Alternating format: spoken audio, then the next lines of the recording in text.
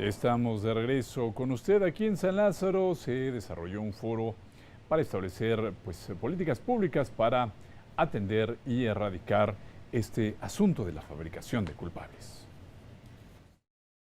En el recinto de la Cámara de Diputados se llevó a cabo el foro titulado Fabricación de culpables en México, hacia una política pública para su atención y erradicación, impulsado por la diputada de Morena, María de los Ángeles Huerta del Río, con el objetivo de visibilizar este fenómeno como un problema público de seguridad y de violación a la dignidad y a los derechos humanos y para frenar el deterioro de las instituciones encargadas de impartir justicia. Durante la inauguración del mismo, Huerta del Río sostuvo que el Poder Legislativo debe tener claro que la fabricación de culpables es una forma extrema de violencia, por lo que se deben impulsar políticas públicas para garantizar su erradicación. La fabricación de culpables es un conjunto de prácticas con consecuencias sociales desastrosas, monstruosas, decía yo. Se fragmentan las familias, se ataca y se deteriora el patrimonio, hay una distorsión sistemática del sistema de justicia, se revictimiza no solo a quien injustamente está ahí, sino a toda la familia y de algún modo a toda la sociedad. Los ponentes coincidieron en que, a 10 años del inicio de la implementación del sistema de justicia penal acusatorio, persisten resistencias por parte de los impartidores de justicia y de políticos, vicios del sistema inquisitivo, corrupción en todos sus niveles, además de la falsa dicotomía entre los derechos de las víctimas y los derechos de las personas imputadas. Tratando de ganar popularidad, creyendo que con un gran número de personas en las cárceles evitan la violencia que nos acosa, terminan por ser cómplices de esta fabricación de culpables y de la violación sistemática de derechos humanos.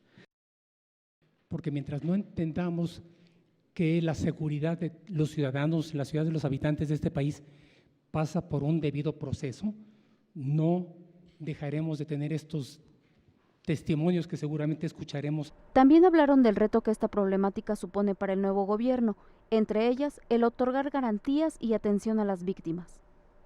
Hará falta una verdadera voluntad política, un empeño cotidiano del nuevo gobierno para revertir las profundas heridas de un México atravesado de arriba abajo y transversalmente por múltiples violencias. No puede haber otra forma de serenar al país que dar respuestas a la espiral de agravios que permitieron las administraciones panpriistas anteriores y que nos sumieron en la ingobernabilidad. Las víctimas son nuestra base moral, de donde debemos de recomenzar esa nueva etapa para México.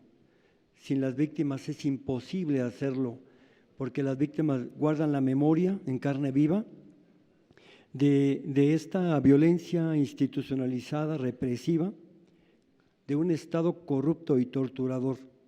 Los trabajos de este foro se dividieron en varias mesas, cuya realización terminará este martes. En la mesa 1, titulada Derechos Humanos y Fabricación de Culpables, familiares de personas que fueron enviadas a prisión presuntamente con la complicidad de autoridades estatales e incluso por venganzas políticas, acusadas de delitos que no cometieron, compartieron sus testimonios. En el caso de Atizapán de Zaragoza se ordenó desde las más altas esferas del poder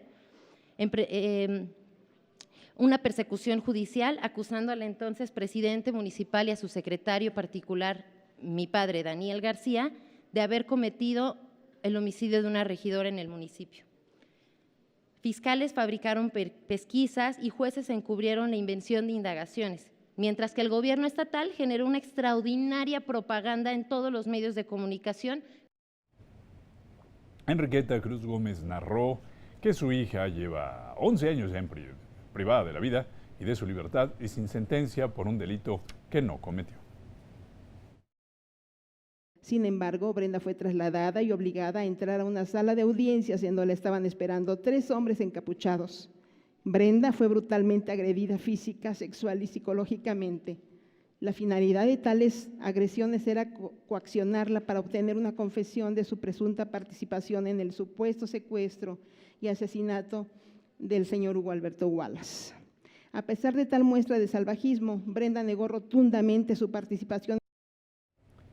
Al impartir la conferencia magistral denominada Publicidad Procesal y Acceso a la Información, Derechos en Tensión, Bases Normativas y Éticas, Marco Lara Clar, periodista especializado en derechos humanos y justicia penal, argumentó que en la narrativa mediática el conflicto penal se plantea como un juego con el que a la persona que se tiene es victimaria por la frustración que persiste entre la sociedad a causa de la incompetencia del sistema de justicia penal y la idea de que la justicia tiene por objetivo la venganza.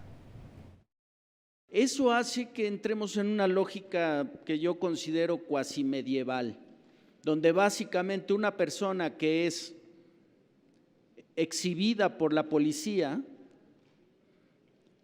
o por el Ministerio Público o por cualquier otra persona es automáticamente culpable, sin que eso pase por el sistema de justicia penal. Que es lo que se está discutiendo en el Congreso, Sistema de Justicia Penal Adversarial y Oral. Y el especialista subrayó que las instituciones del Estado, actoras del Sistema de Justicia Penal, están obligadas a rendir cuentas y proveer el acceso a la información durante el conflicto penal, pero protegiendo la dignidad, integridad y privacidad y los datos personales de quienes lo protagonizan. Enfoquemos nuestra frustración, enfoquemos nuestra ira en construir estructuras democráticas que ayuden a materializar derechos. Los derechos, si no se ejercen, otros se apropian de ellos o de la posibilidad de ejercerlos. Entonces, yo creo que una defensoría ciudadana de víctimas de la exhibición mediática es algo cada vez más necesario